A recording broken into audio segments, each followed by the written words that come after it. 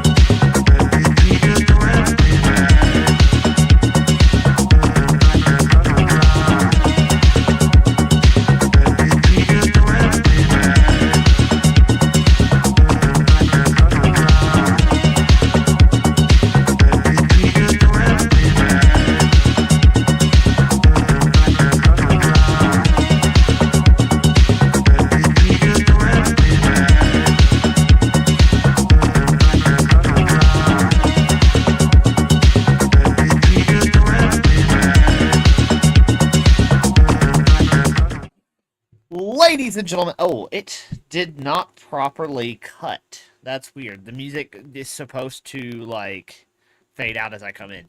Anyways, ladies and gentlemen, thank you guys for joining me today for JAS Live Late Night. This is the second episode we're doing. We did an episode last night.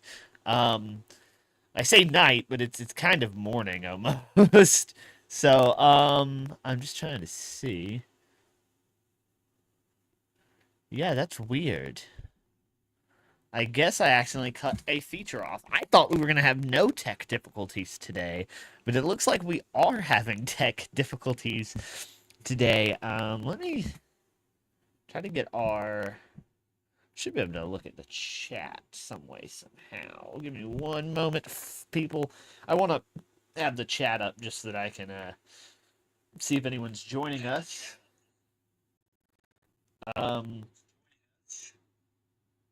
Okay.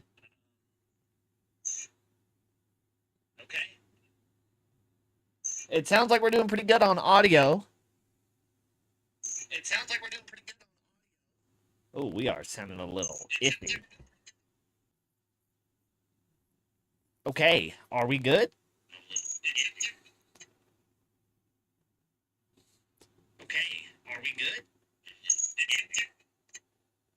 Audio's just a little weird.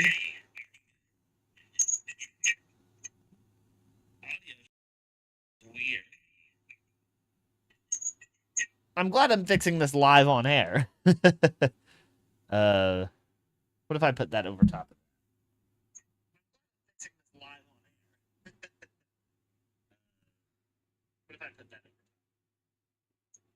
How do we sound now?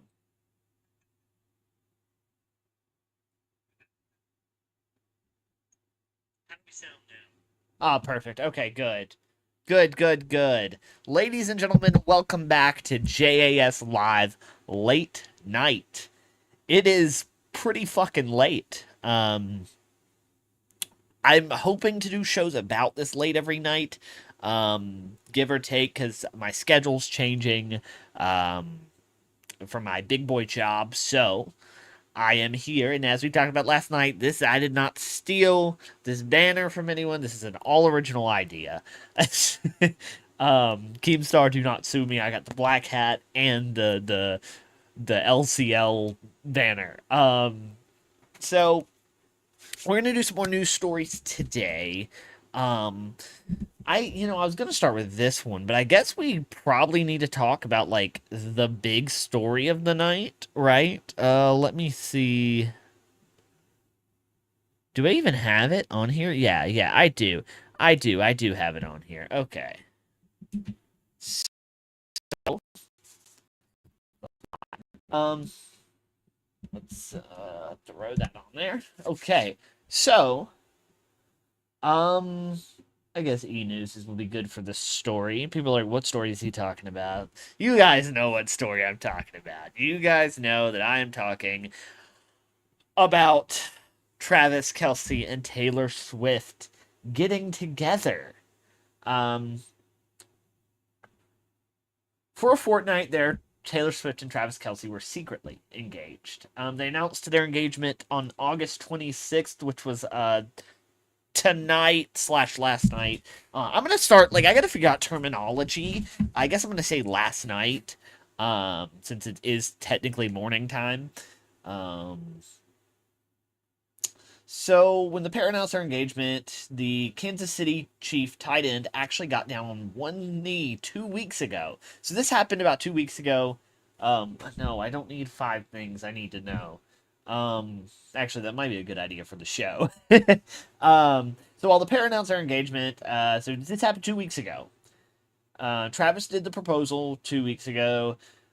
Sorry, I'm reading. They literally are just redundant in this article. Ed, who also shares Jason Kelce with ex-wife Donna Kelce, explained that Travis was thinking of putting it off in order to make some grand thing to make it a big special event. But as Ed and even Taylor's own father Scott Swift told him, you could do it on the side of the road. Doing it any place makes it a special event. Why the fuck can I not exit out of this? Okay, there we go. And it was a special event with Travis asking Taylor to marry him at his home in Lee Summit. What is MO? MO is Montana. Montana? No. What is MO? Hold on. MO state. Missouri. Okay, cool. I don't know my state. I need to put a state code like over here on my desk or something. Uh, Getting used to the time change. Yeah. I talked about this last night. Um, Travis even made a nice little floral garden around a gazebo just for the proposal. He got her out there, and they were about to go to dinner. And he said, "Let's go out and have a glass of wine." They got out there, and that's when he asked her, and it was beautiful. The couple quickly started FaceTiming all their close family members to share the exciting news, with Ed getting a call while at the Philly Eagles public practice on August 10th, 3 days before the New Heights podcast episode dropped. I knew it. I knew something was up. I was like, hold on. I was like, they gotta be doing this for a reason. So, sorry, getting the yawning out. I do not think this story is boring. I mean, it kind of is, but most like celebrity pop culture stories are boring if you're not invested in the people. As soon as I saw the FaceTime, I saw it was Travis. I knew what they were going to say, and they let us know. She feels like she belongs in the family. He's never seen Travis happier, especially amid the engagement celebrations, which included a family dinner on August 24th. Um, that's awesome. Uh, yeah, I love that they love each other. They didn't let the public outcry get in their way. Um, I will say the one thing I am glad about is I'm not going to see anymore a bunch of miserable NFL fans bitching and moaning he's because they're because he's with her. I mean, I'm glad about that at least. Um, but I mean, whatever. It is what it is. They're happy with each other. That's all that matters, right? Um, okay, so on to my second story here. Um, Disney is upping its efforts to win back Gen Z boys. This is from News Nation, a member of the Next Star Media Group. Star Wars and Marvel are no longer cutting it for Gen Z boys who have an affinity for Disney films. Variety says the heads of Walt Disney Studios have been pressing Hollywood creatives in recent months for movies that will bring young men back to the brand in a meaningful way. For a while now, the entertainment giant has been on the hunt for new IPs and pitches with a big focus on global adventures, treasure hunts, and seasonal fare. It's been nearly 10 years since Disney had a smash hit that had a guy-leaning fare to it, like the Pirates of the Caribbean. Um, Wait, what? Did the story just disappear? Or is that it? What?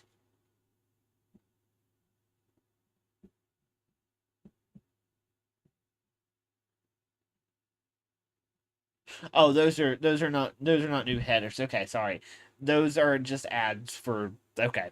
Part of the reason Disney bought a 1.5 billion equity stake in gaming juggernaut Fortnite was to incorporate Disney's iconic stable of characters, but it was a dud. So was the recent Fantastic Four: First Steps, another superhero flick that fell short of expectations. People are just done with Marvel. That with Spider-Man, I watched or Superman. I watched Superman, loved it.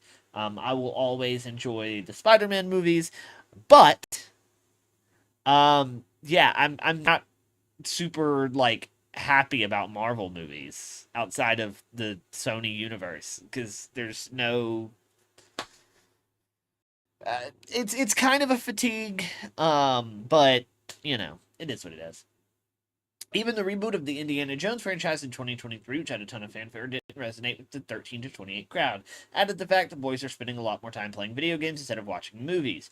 Disney is currently in line for 10% of Gen Z ticket buyers Sony Pictures and Paramount in its market share. However, it puts them 2 points above Universal and 2 points below Warner Brothers. Four Disney labels have grossed more than $1 billion in the past year plus. Okay, so here's my take on this. And you may think I am just stupid. But make original IP. That's what I think it comes down to, is we need to make more original IP. If we don't make any original IP, then like people are going to stop being interested in reboots and sequels, and like they want new stuff that they can become fans of, and that's, in my brain, that's probably what it comes down to. Um where is my chat? Oh, I just turned it off. My bad. Yeah, so that's what I think it's up to. I think it's all about the market share, um being full of um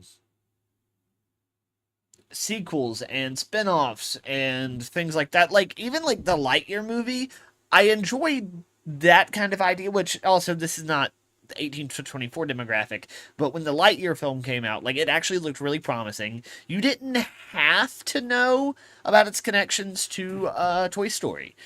And that was really cool for me because I think that I enjoyed watching it with my nephews. Um and I think it was a really good show, or a really good movie, that had its ties to the universe, but not quite. It's kind of a new IP, but also not at the same time. Um, yeah, Snoop Dogg and it's problematic. We talked about that last night. I think that Disney needs to do what worked in the past, which, like I said, was create brand new IP, and that's going to be the only way that they move forward.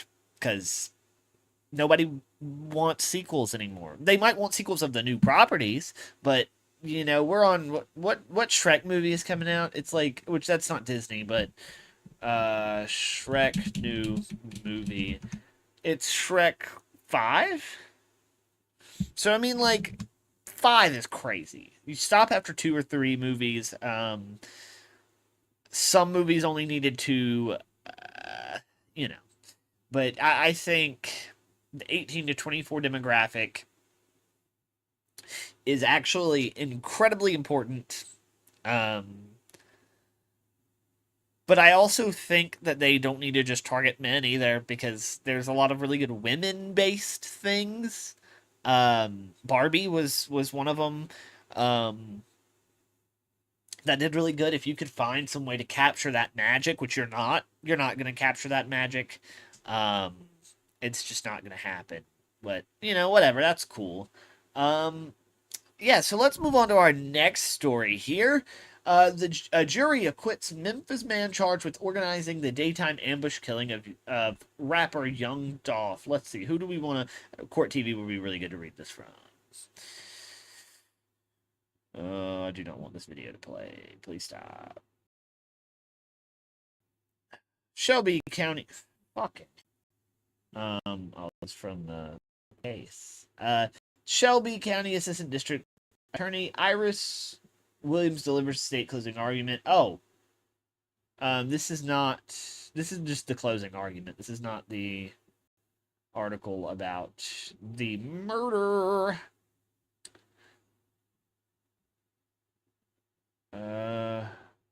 Okay, I'll read it from the Associated Press. 3 times, apparently. Okay, jury acquits Memphis man charged with the organizing the daytime ambush of killing rapper Young Dolph. A jury found a man of not guilty Thursday of organizing the daytime ambush killing of rapper Young Dolph at a Memphis bakery in November 2021. We good? A Memphis jury what the fuck? What is up with these websites? We need newspapers again. That's what we need. A Memphis jury deliberated about 3 hours before finding Hernandez Govan, 45, not guilty of first-degree murder and conspiracy to commit first-degree murder. Govan hugged his lawyer and thanked Shelby County Judge Jennifer Mitchell. She told him he was free to go. Govan was not accused of shooting young Dolph, but prosecutors claimed he directed the two people that did. The jury was not convinced, however, despite a man's testimony that Govan hired him to do this and was going to take $10,000 as his cut. They questioned the quality of the police investigation and the validity of cell phone communications between Govan and the man who shot young Dolph, arguing that nothing directly incriminated Govan or tied him to the killings. Thankfully, the jurors listened. They saw the holes in the case, and Manny Aurora, Govan's lawyer, Shelby County District Attorney Steve Mulroy said he was disappointed with the verdict. We know this has been an incredibly difficult process for young Dolph's family, Mulroy said in a statement. Young Dolph, whose legal name is Adolph Thornton Jr., was a rapper, independent label owner, and producer who grew up in Memphis and was admired in the city for his charitable works. The 36-year-old was in his hometown to hand out Thanksgiving turkeys to families when his visit to his favorite cookie shop turned into an attack that shocked Memphis and the entertainment world. Authorities said two men exited a white Mercedes-Benz and began shooting at the rapper at the bakery. He died after being shot about 20 times, according to a medical examiner's report. After the kill at the bakery, Makeda's homemade cookies turned into a memorial for young Dolph. He was also honored at a Memphis Grizzlies game, and the city named a street after him. Murals of the rapper were painted around the city. Testifying against Govan was Cornelius Smith Jr., who has admitted to being one of the two shooters who ambushed young Dolph. Smith previously was the main witness against Justin Johnson, who was convinced of first-degree murder in 2024 after Smith named him as the second shooter. Testimony describes the rivalry in the Memphis rap world. Prosecutors portrayed the killing as an effort by Anthony Big Jook Mims to get revenge on young Dolph for diss tracks aimed at Big Jook and the record label he helped run for his brother, rapper Yo Gotti. Smith has testified that Big Jook put out a $100,000 hit on Young Dolph, as well as smaller bounties on all the artists at Young Dolph's record label, Paper Route Empire. At the earlier trial of Justin Johnson, a prosecutor told jurors Cocaine Music Group, now known as Collective Music Group, a rival record label founded by Yo Gotti, wanted Young Dolph to work for them, but he turned them down. Big Juke was shot and killed outside a restaurant in January 2024. No arrests have been made in his deaths, and he was never charged in Young Dolph's killing. Smith testified, I don't know anything about Paper Route having no hits, before Govan told him about them. He said Govan hired him to do the hits and was going to take $10,000 as his cut. Govan was also the person who told Henson that young Dolph would be in Memphis for the Thanksgiving turkey giveaway, so that's our opportunity, Smith said. Prosecutors introduced evidence as dozens of cell phone communications between Johnson, Smith, Govan, and Big Juke ahead of the shooting. Meanwhile, Govan's defense attorney, Manny that's a little harsh. Prosecutors introduced as evidence of dozens of cell phone communications between Johnson, Smith, Govan, and Big Juke ahead of the shooting. Meanwhile, Govan's defense attorney Manny Aurora painted Smith as an unreliable witness and a pathological liar who would say anything to try to get a lighter sentence. Aurora pointed to previous testimony where Smith recalled a chance encounter with Big Juke. At the time, Smith implied Big Juke was the person who hired him. After Smith was arrested, his attorney called Big Juke's attorney and received somewhere between $38,000 and $50,000 in cash. Smith said on Monday that he did not know who had supplied the money. Smith also testified he had previously heard that Govan might be working with the FBI.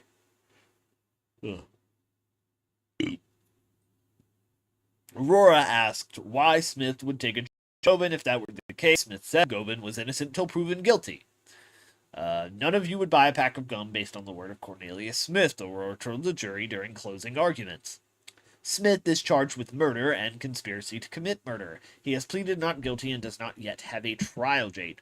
Aurora also questioned why Big Juke was not investigated more closely on the cell phone communications used as evidence at trial.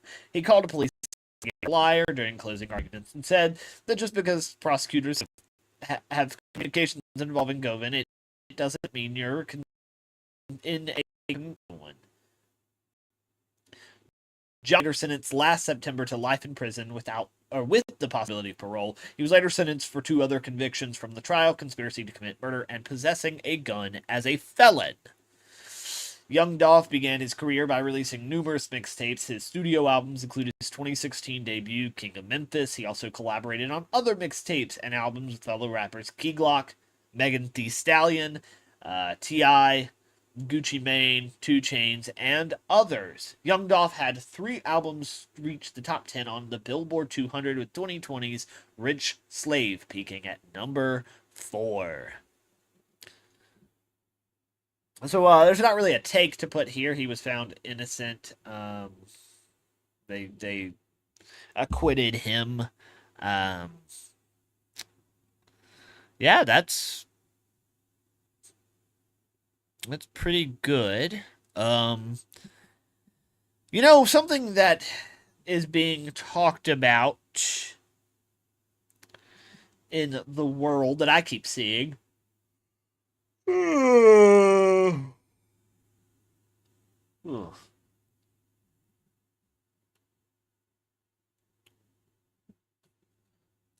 is K-pop demon hunters. It's let's see.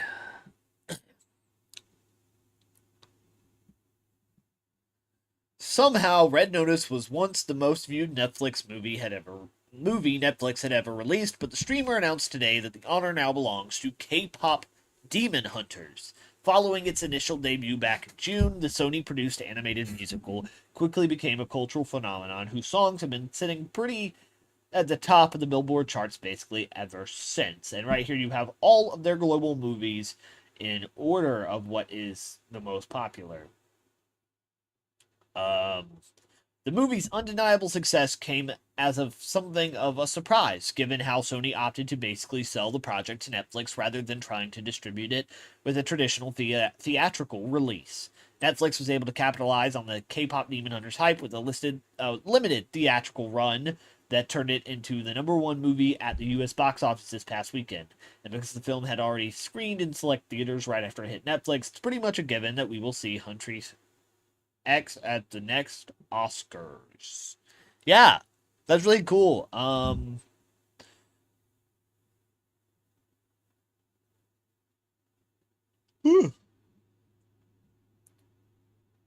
It's pretty cool.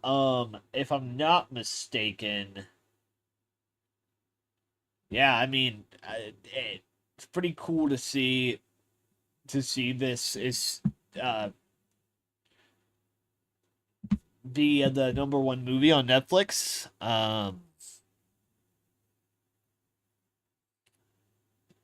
It is pretty cool. Some more Netflix related news on WWE Monday Night Raw. Many of you know I'm a wrestling fan. Becky Lynch, a professional wrestler there, made some comments. I want to see if I can get something pulled up.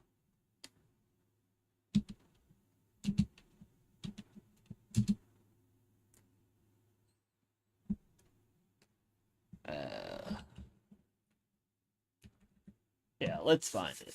So, you guys can see what it is. I'm trying to find the promo.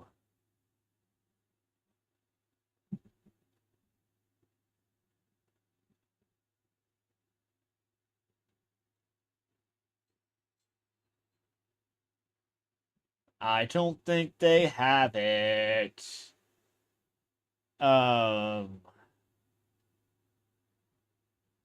Let's see. We'll look at this article from Vice. Kelly Osbourne slams Becky Lynch over Aussie joke during and Kelly's pretty pissed. It's said that you should speak ill of the dead, and wrestler Becky Lynch is finding out the hard way after a cruel comment she recently made about Ozzy Osbourne caused the late heavy metal icon's daughter, Kelly, to lash out. On Monday, August 25th, the long-running wrestling show WWE Raw held a live episode from Birmingham, England. This is notable as Ozzy grew up there. During her time on camera, Becky spoke to Nikki Bella saying, "I'm not wrestling in Birmingham. The only good thing that came out of here died a month ago." But then added, but in fairness to Ozzy Osbourne, he had a good sense to move to LA proper city, because if I lived in Birmingham, I'd die too. The crowd quickly chose enemy. The internet also hit back with people. The very disrespectful comment was soon. Now Kelly Osbourne has come out besides Becky Lynch for her comments, writing in an Instagram stories post, "You are a disrespectful dirtbag. Birmingham would not piss on her on fire. Shame on the WWE for allowing such things to be said about my father and his home." He appeared on the company's programming, a bunch of WWE events. He was inducted to WWE Hall of Fame in 2021. The following year, he did his last WWE event, Survivor Series War Games.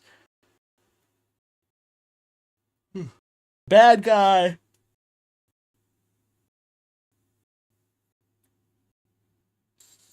Becky is very clearly being the bad guy.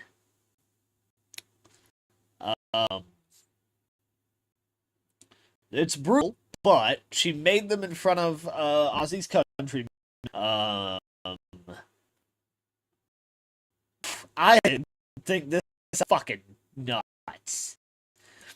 WWE should bring Kelly in for a personal apology from Becky, who fakes like she's gonna do it, and then she says something meaner, and turns her back, then or something, and the storyline begins. Yeah. No. No. No, absolutely not.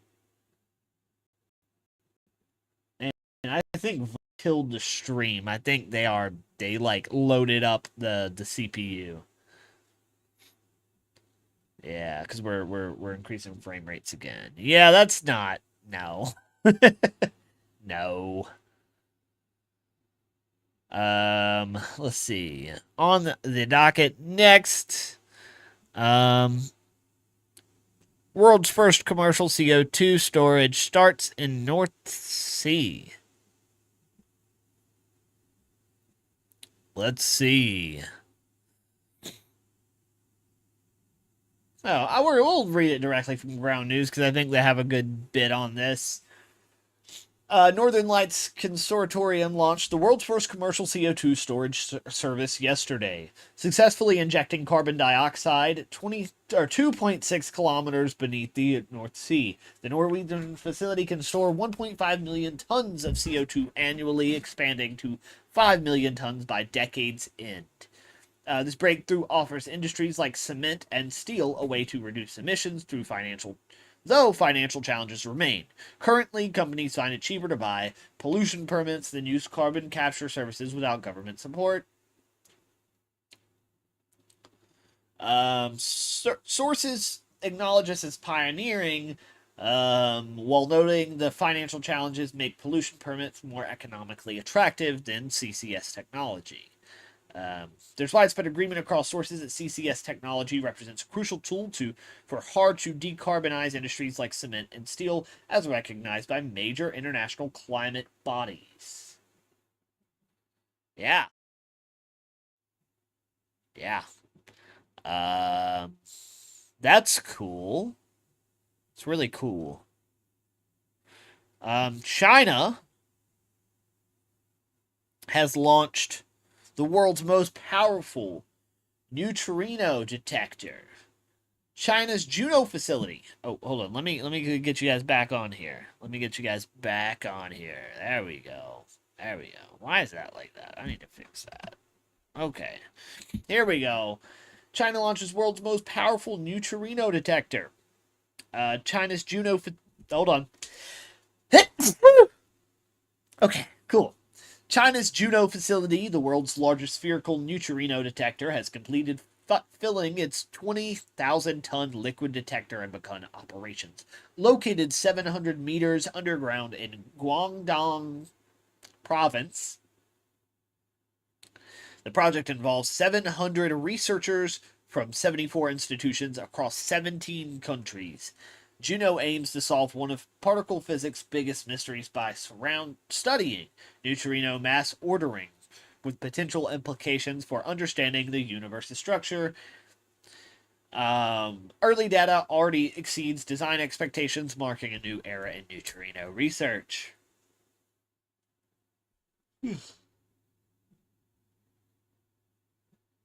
Ooh. Sources emphasize the global collaboration, highlighting over 700 researchers from 74 institutions across 17 countries united to push the boundaries of neutrino physics. Outlets consistently frame Juno's completion as a watershed moment in physics, noting how its innovative design and scale represent a breakthrough in detector technology and scientific capability. There's a broad consensus that Juno's research will revolutionize understanding across multiple scientific fields, from particle physics to cosmology, with implications extending far beyond neutrino research. That is really cool. It is the first ultra-large facility dedicated to neutrino research. Why should the public be interested? They're fundamental to understanding our universe, yet are the least understood particles in physics. They pass through everything, our bodies, buildings, Earth, undetected, making their research crucial for unlocking mysteries about the universe's structure and evolution. Yeah, that's awesome. It is really cool to me that we want to look into that. Considering like it's our bodies. Like everything passes through it, which is really cool. I think it's really cool that we can. I know I keep saying it's really cool. That's going to be the phrase of the day. Yesterday's phrase of the day was "that's crazy." Today's phrase is going to be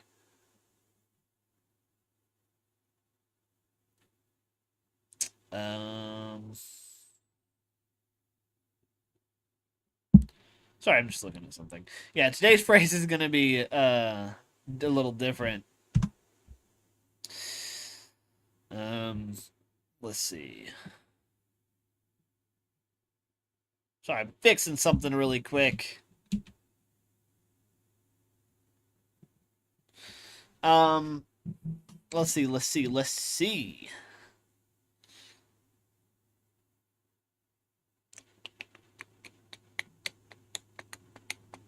Yeah, that's really cool. That's how we understand the world is through particles. So, in order for us to completely understand everything, that's how we do it. Is we look through that.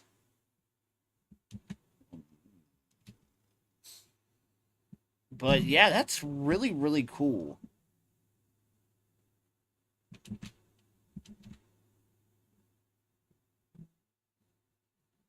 Okay, so. Oh, hold on. Alright, so. Bones have been found at a Japanese mine, and it may be World War II era Korean forced laborers. That's interesting. That's an interesting story. Korean divers discovered human bones, including a skull and limb fragments, in an underwater tunnel at Yamaguchi Prefecture's Shosi coal mine, where 183 workers died in a 1942 flooding accident. This comes days after a Japan-South Korea summit. The discovery could accelerate recovery efforts for 136 Korean forced laborers and 47 Japanese workers' remains, addressing historical injustices amid improving Japan-South Korea relations. The citizen group Kizamu Kai has led searches independently due to limited government support. Wow. Um, yeah, the government should definitely provide funding to recover the remains. Um, of course, safety concerns. They need to make sure that there's safety is first and foremost. I know they're not ignoring it because Japan has addressed wartime issues through their treaties, diplomatic channels, uh, but they still have been, you know, a little bit off about discussing the wartime atrocities. Um, and they should be a little more open. But uh, I mean, man, the war's over, right? It was addressed in 1965, but you know, I get the reluctance from the government. They want to make sure it's preserved properly. You can't just do what you want. So what they're gonna do is they're gonna make sure everything is above board, and then they will address the concerns. Let's see. What else do we got going on?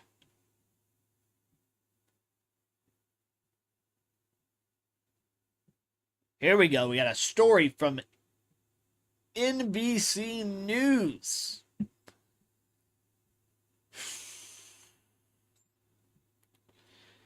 Here we go. This one's going to piss you off. Men charged with hugging and kissing. Yes, you heard me right. Among those publicly canned in Indonesia. Caned, sorry. Conservative H province allows 100 lashes for morality offenses, including gay sex and sex between unmarried people. I've said sex on this channel far more than I want to now. Two men in Indonesia's conservative Aceh province were among a group of people publicly caned on Tuesday after an Islamic Shahara court convicted them of violating Islamic law by hugging and kissing, which the court ruled can lead to banned sexual relations. So they didn't even have intercourse. They were just hugging and kissing, and yet the government says, "Hey, we're gonna cane you. We're gonna punish you for kissing." Wow, dude! An audience of about 100 people witnessed the caning on a stage in Butson Bustenulisen City Park in Banda Aceh on Tuesday. The men, 20 and 21, were whipped across their backs with a rattan cane dozens of times by a group of people wearing robes and hoods. Robes and hoods are never good. H allows up to 100 lashes for morality offenses, including intercourse between unmarried people, and obviously gay people, caning as a punishment in H for gambling, drinking alcohol, women who wear tight clothes, and men who do not attend Friday prayers. The court sentenced the men to 80 strikes after the police say they caught them engaged in what the court deemed were sexual acts of hugging and kissing in a bathroom of a public park. 8 other people were publicly caned on Tuesday for adultery and gambling. Oh man. The pair made contact through an online dating app. This is the only province to practice Sharia law. There have been 4 previous canings related to homosexuality. The criminal code does not regulate homosexuality, but the central government cannot strike down the law.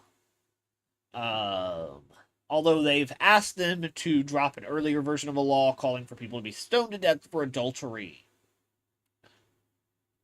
A human rights group filed a petition seeking review of the regional regulations allowing caning, but the request was rejected.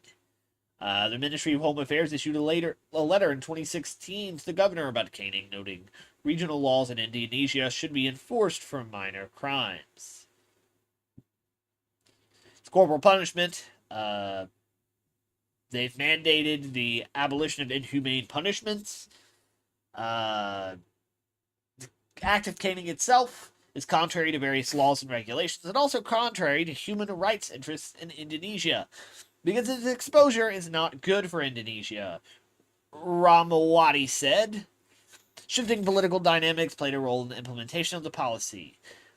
Because it seemed like this was the right thing to do, it had to be done, it had to be narrated to support the Sharia-based government in Ache.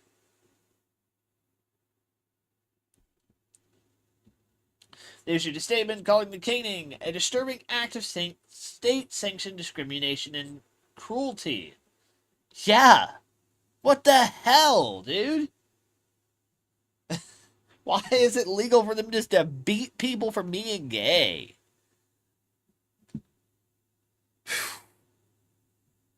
That is crazy. Regional autonomy cannot supersede constitutional commitments to equality and their obligations under human international rights. Yeah, I agree. It's legal. Sure, it is perfectly legal for them to do this. But also, like, the rest of the country has moved on from that. That's wild. That is wild. It's inhumane. It's degrading. It's traditional Islamic justice, sure. But it's cruel. It's inhumane. Like, we have to move on from that. Religious practices, no matter what religion you are, if your religious practices are inhumane, out they go. That's how it should be. That's how it should be, man. Let's see. The government lacks authority to strike it down, which really sucks. It really, really does. Crazy, dude. Crazy. Okay, so it's a certain man in the White House that I really do not want to talk about. There are so many stories. I mean, you guys saw yesterday when we talked about, like the White House and the things they were doing. We talked about a lot of things with the White House, and that actually tends to be a trend when President Donald Trump is in office. So, why don't we do a little recap of everything, of all the pieces of news today regarding the White House, the executive branch in general. Here we go.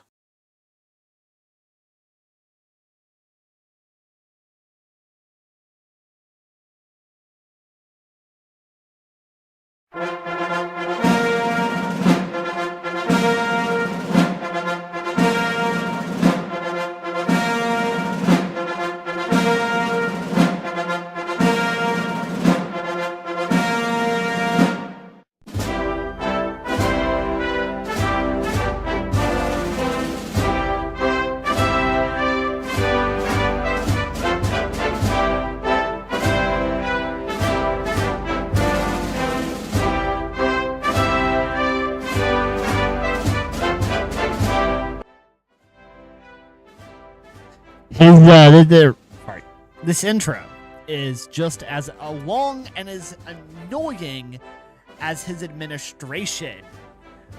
Man. Oh, it's longer. It's longer, and it's annoying.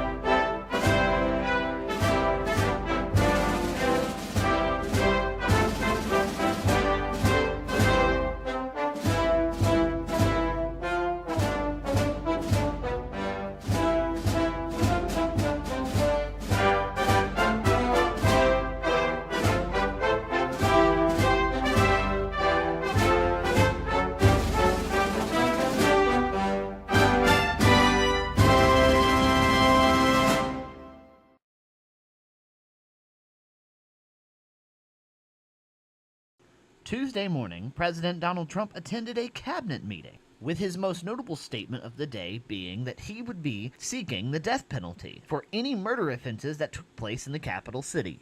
So we want to close up the Washington buildings, sell the buildings off, let somebody else get rich with the real estate, because it'll be a crime-free city. By the way, speaking of that, anybody murders something in the Capitol, capital punishment, capital punishment. If somebody kills somebody in the Capitol, Washington, D.C., we're going to be seeking the death penalty.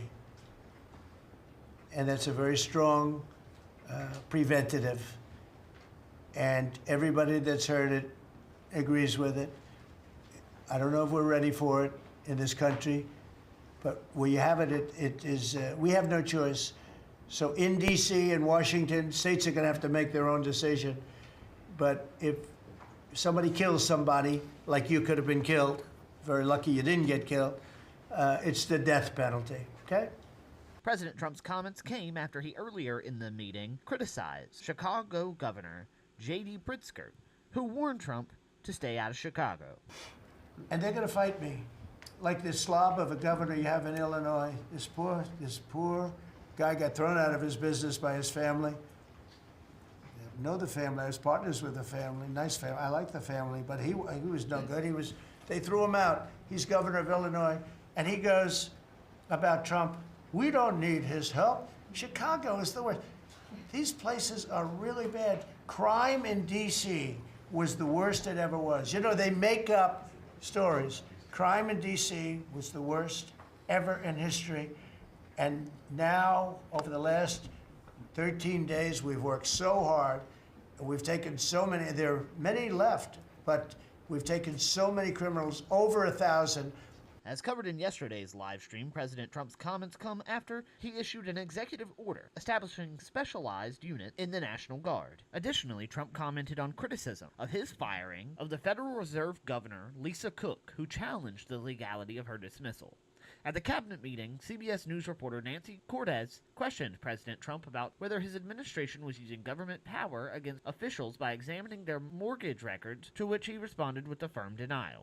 You have spoken out very strongly for a long time about what you see as the weaponization of government. Yeah. Is your administration weaponizing No. government by digging into the mortgage records of officials you don't like? No, they're public. I mean, you can find out those records. You can go check out the records yourself. And you should be doing that job, actually. You wouldn't do that because that's not the kind of reporter you are. This is not the only recent personnel change, as a conservative election researcher whose faulty findings were cited by President Trump to overturn his 2020 loss has been appointed to an election integrity role at the United States Department of Homeland Security. Heather Honey has led groups whose flawless analysis of election data fueled right-wing attacks on voting procedures, misrepresenting incomplete voter data to falsely claim Pennsylvania had more votes than voters. Honey was involved in Arizona's partisan audit of 2020 election results, which experts described as riddled with errors, but found Biden won by more votes. Additionally, the White House has confirmed that Dan Scavino, White House Deputy Chief of Staff, will lead the Presidential Personnel Office, with Press Secretary Caroline Leavitt praising him as one of President Trump's most trusted and longest-serving advisors. The vacancy follows Sergio Gore's nomination as ambassador to India after he drew criticism from Elon Musk for his strict vetting of White House job applicants. Scavino, who has served since 2015, brings experience running Trump's social media and senior communications roles to lead the Presidential Personnel Office, which vets and hires for over 4,000 executive branch political appointments.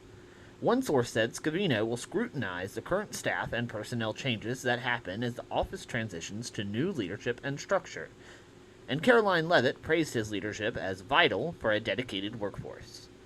Scavino's long relationship with Trump signals reinforced loyalty in hiring, as his Oval Office proximity and ties dating to the 1990 golf meeting boost his West Wing influence. However, Scavino is not the only one familiar with President Trump's social media, as California Governor Gavin Newsom opened his online Patriot Shop on Sunday, listing a $100 autographed Holy Bible labeled sold out and reporting over $100,000 in weekend sales. Recently, Newsom has been imitating President Trump's all-caps posting style on social media, saying he's just following an example when asked about the tactic. Thank you, everyone. We are out of time. Can you react to what's going on with those posts on X that are clearly trolling the president? What? Can you just talk about that? Is that like a strategy? I don't know.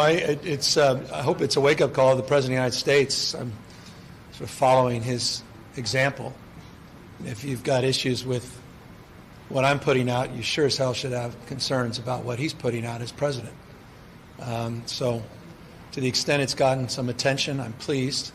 But I think the deeper question is, how have we allowed the normalization of his tweets through social posts over the course of the last many years to go without similar scrutiny and notice?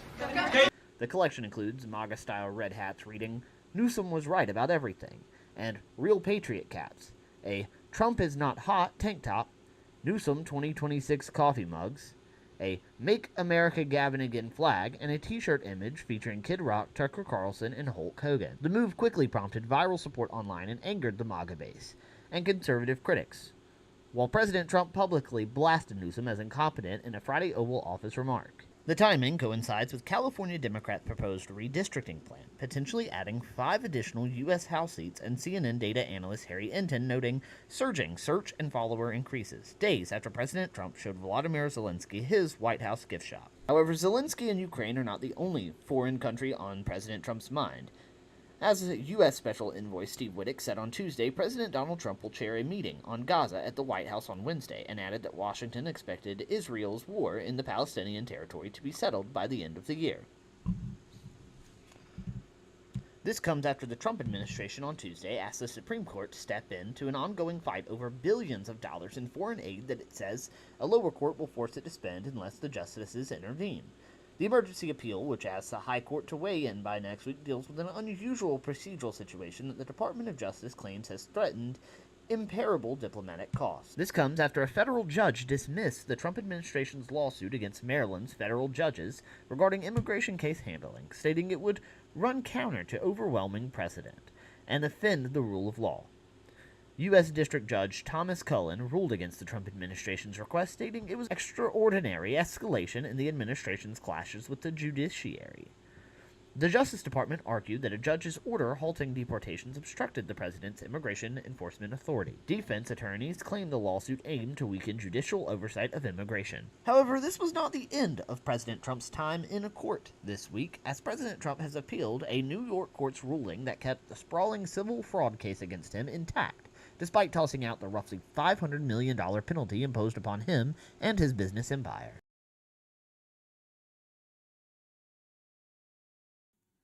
Yeah, that is your Trump news. That is the news that you need to hear about the President of the United States. But I got some more Trump news, as Trump congratulates Cracker Barrel on keeping their logo, and he tells them, make lots of money. So that's what we're gonna cover now. Yeah, there we go. Kind of, this is the general idea. We're gonna do the Trump news. We'll transition to this, and then that's all the Trump you get. He got his 10 minutes. That whole thing was 10 minutes. He got his 10 minutes of the news. So here it is. He congratulated the restaurant chain Cracker Barrel for keeping its original logo after major backlash over its branding. On Tuesday, Cracker Barrel announced it would be reversing its original branding decision and thanked its customers for expressing their misgivings. We thank our guests for sharing your voices and your love for Cracker Barrel. We said we would listen, and we have. Our new logo is going away, and our old-timer will remain, the company said in a statement. At Cracker Barrel, it's always been and always will be about serving up delicious food, warm welcomes, and the kind of country hospitality that feels like a family. As a proud American institution, our 70,000 hardworking employees look forward to welcoming you to our table soon, it added. The president congratulated the company in a post on Truth Social. Congratulations, Cracker Barrel, on changing your logo back to what it was. All of your fans very much appreciate it. Good luck in the future, make lots of money, and most importantly, make your customers happy again. Yeah. If only the president would listen to feedback. Maybe he could make America happy again. Wild stuff. Wild stuff.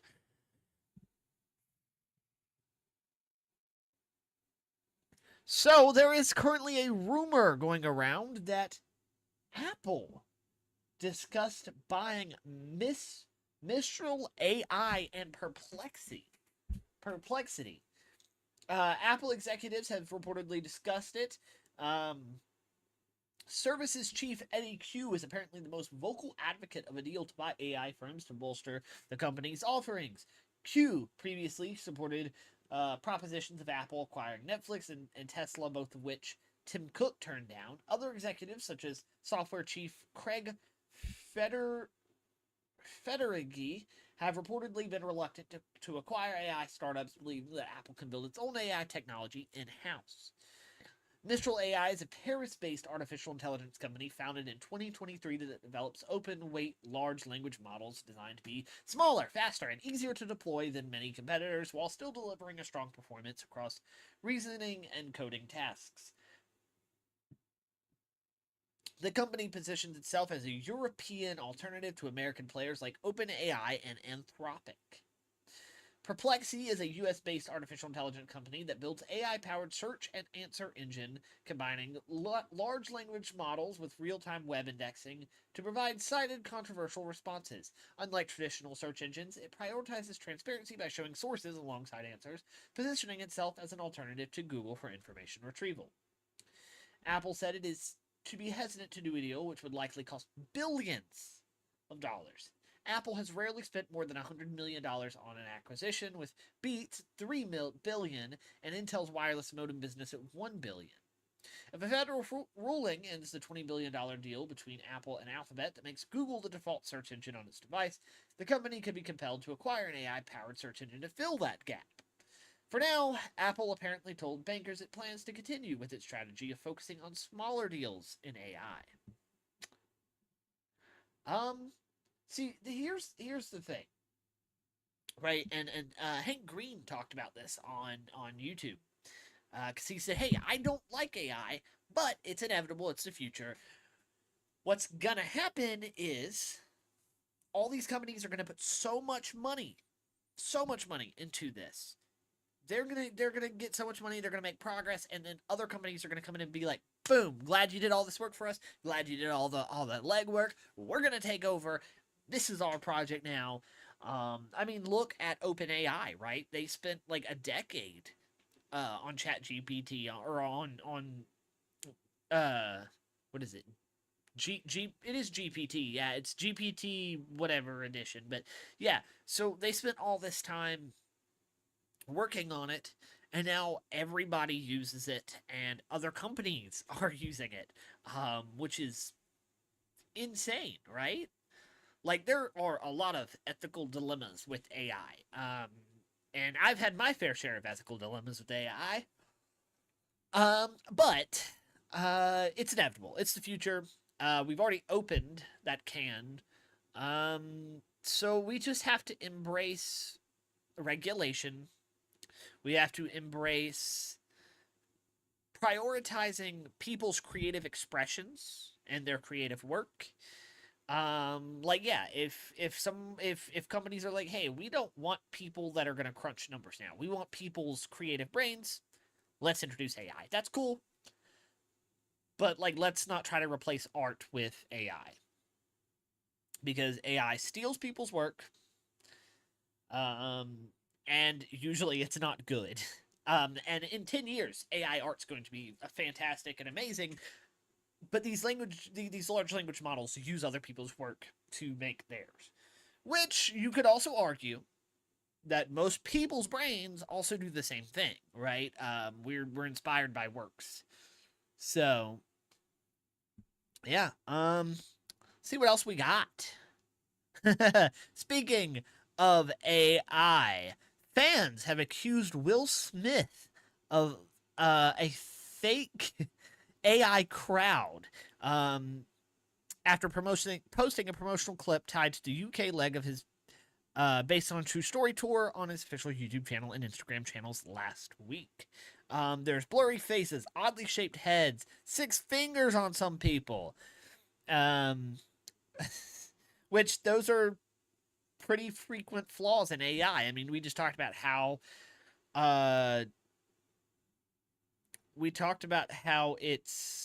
how AI is art is not good. Well, that's why. That's what's up. So we're gonna take it over to Barstool Sports for an article. Let's see. Are they gonna? I can't play it because it uses music, doesn't it? Yeah. So this is so weird, and not even for the reasons I originally thought. This blog is less about Will Smith and more about what the hell is YouTube doing. When I first saw this allegedly AI generated video, I thought Will Smith or his team had completely created a fake crowd to promote his midlife crisis, which on its own would have been very weird and ill-advised. But I thought, well, if he's trying to give fans a representation of what going to one of his shows are like, I guess I can see the thought process behind that. But it's one thing to generate a crowd, and another thing to use AI to create a fake guy that has fake cancer. Man, maybe he could be like Boogie. But that's not what Will Smith said. Will Smith did not imagine you can make it help me survive cancer guy out of thin air. That would have actually been jail worthy. As it turns out, Will Smith's You Can Make It really did save a life. What a world. What Will Smith did was use AI to create short videos based off real pictures taken at his recent shows. And you can find all the original pictures on his Instagram. Which is whatever. It's pretty annoying that the insanely rich Will Smith did recently claim to be struggling financially, can't hire a capable videographer, concert video for Smith of all people using AI. I'm sure there are plenty other people on or close to Will Smith's level who are doing the same cheap shit. But what he's doing is much more ridiculous, much more dystopian, and way more upsetting. Will Smith posted his AI-generated video to Instagram. It was very apparent what parts of the videos were real footage and what parts were pictures that AI made or clips. But apparently that is still too real looking for YouTube's liking. Because YouTube is now, without asking permission, AIing the shit out of them. They are smoothing skin or sharpening skin.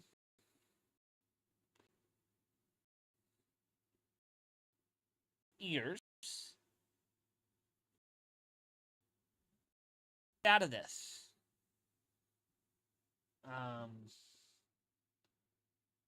And they're trying to unblur and improve clarity on some videos. You know, websites are built like shit. As I was talking about how shitty YouTube is, our frame rate started dropping because half of these news websites, are built with so many ads that it starts to, like, bog down your computer. That's crazy. That's crazy. Wow. Okay, what do we have next? Coming up, Meghan, the Duchess of Sussex, shares details of romance with Harry and what she misses most about the UK. Let's, do we have a...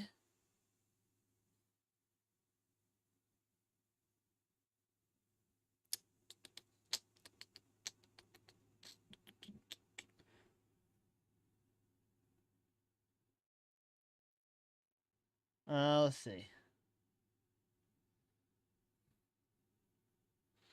See, Meghan Markle addresses her critics like never before. I am a real person. Check it out. Meghan Markle spoke about how the media scrutiny she faces may ultimately affect her children, Prince Archie and Princess Lilibet. Meghan shares Prince Archie 6 and Lilibet 4 with husband Prince Harry. She said she wants people to know that she's a real person. She shared her thoughts in an interview with Emily Chang on The Circuit. The conversation coincided with the premiere of season 2 of her Netflix lifestyle series With Love, Megan. When asked to choose one thing for people to know to truly understand her, Megan said, "I think when I sit with it for a second here, I just want people to know that I'm a real person. Fuck you." And I think that a lot of what gets lost in that, I think a lot of that gets lost in what can be super dehumanizing, she continued. When you look at the clickbait culture and how much is written about someone, it's like, no, my friends have to read these things. Like, I have real best friends, the same one since I was 17. I'm a real mom. I choose to go and do school pickup and drop off. But I do that under a landscape that is created that forgets that I'm a real person. And how would you want someone to treat a real person in your life that you cared about, loved, or respected? And there's something about that I think that often gets lost. And even though earlier I was saying you can compartmentalize, like I say, that's a caricature. Yes, but my kids will see those magazines, and we know moms gossip. And so I have to make a choice to move through the world as myself in spite of all the noise.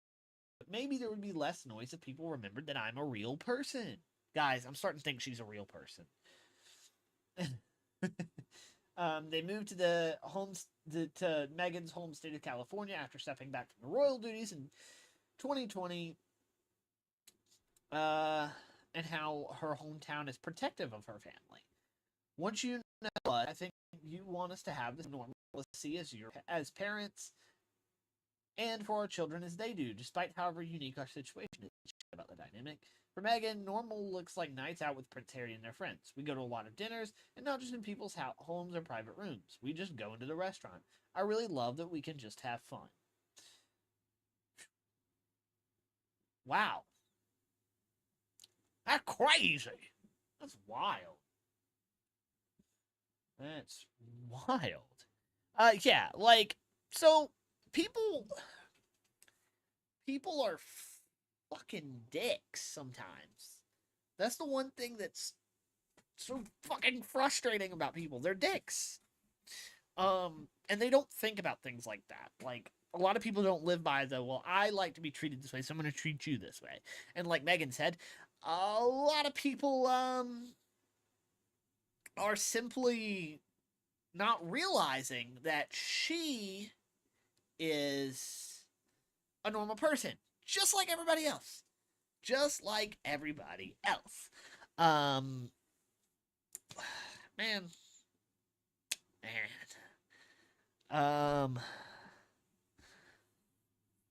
People are that way. And I think that kind of sucks. And, of course, did she sign up for it? Yeah, she did. But a lot of people don't realize what that royal life's gonna be like.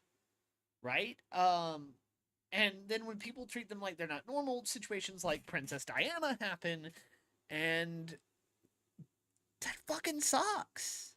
That fucking sucks. Okay, let's see what else we got going on.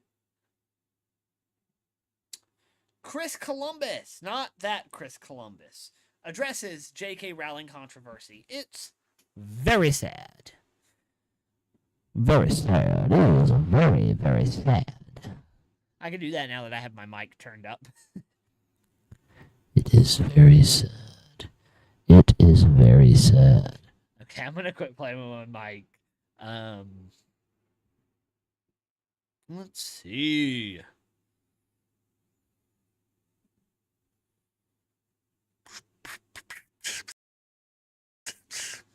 We got something from The Telegraph.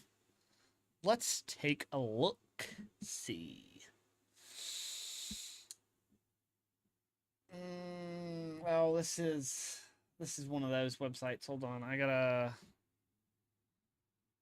pull up a different place then. See, you know, if you want people to read your publication, like especially if you are a right-wing source like the Telegraph, maybe you should not make people pay for like the one article they click on your website for.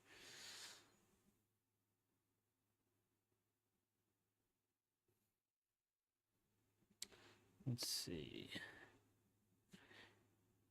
Harry Potter director doesn't agree with J.K. Rowling's trans views. It's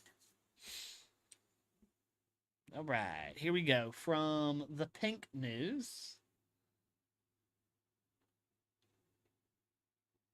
Are we good? No, we're not. Well, all right. Let's take it away. Columbus, who directed Home Alone and Miss Doubtfire before taking on the first two Harry Potter films, said, "I'd like to separate the artist from the art, and I think that's important to do. It's unfortunate what's happened. I certainly don't agree with what she's talked about. It's just sad. Very sad." Rowling's views have become well documented since she began expressing gender-critical beliefs in 2019. Production on a TV series based on Rowling's stories began in July. Those associated with it have faced criticism over their association with the author, who is an executive producer on the show. John Lithgow, Nick Frost, and Catherine Parkinson are among those set to be seen on the screen. Columbus has told Variety he has no problems with the reboot because it will allow showrunners to more accurately adapt the books, but he has not been involved. "You saw my version. There's nothing left for me to do in the world of Potter," he said. The great thing about the TV series is that with the first, second, and third books, we wanted to do it all. We wanted to bring all of that onto the screen, and we didn't have the opportunity. In April, after the news of his involvement brought criticism, Third Rock from the Sun star Lithgow said he didn't understand why Rowling's views were a factor at all. Asked by the Times whether the backlash had given him doubts about joining the show, the actor, who will be 80 in October, said, "Oh, heavens, no. Of course it was a big decision because it's probably the last major role I'll play. It's an 8-year commitment, so I was just thinking about mortality, and that is a very good winding down role." Yeah, I mean, her views are very sad. That's honestly the best way to word it. Because, like, if you really appreciate a piece of art and, like, the person that made that art is a piece of shit, yeah, it sucks. It sucks. Whew. It really sucks. All right, let's see. It is 2 o'clock. We're slotted to do the show for another hour. I don't know that we will. We got a couple of stories that we can cover. Still getting used to this new schedule, though. So I think here in a little bit, we're just going to kind of dip out a little early. An hour early, so it'll be an hour 15-minute or hour 30-ish minute show. So yeah, I think we're gonna cut it here. This has been fun. This has been really, really fun.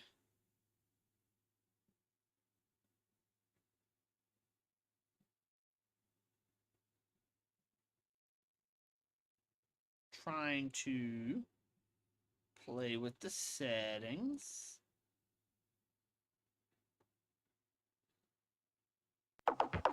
There we go. Ladies and gentlemen, thank you so much for tuning in. I appreciate you guys being here. There was a couple things we didn't cover, but I think we got like the big stories that we put on the thumbnail that we advertised. So thank you guys so much for tuning in to JAS Live Late Night. It's been a shorter one. We started a little late, but technically, if you want to be technical about late, compared to yesterday's time, we're ending on time. We just started late. Thank you guys so much for tuning in. I appreciate you guys. Love you guys. Don't forget to subscribe to the channel. Like the video for fun. And I will see you guys later. Maybe tomorrow. Just have to see. Let's see what happens. Thank you guys so much. I'll talk to you guys later. Goodbye.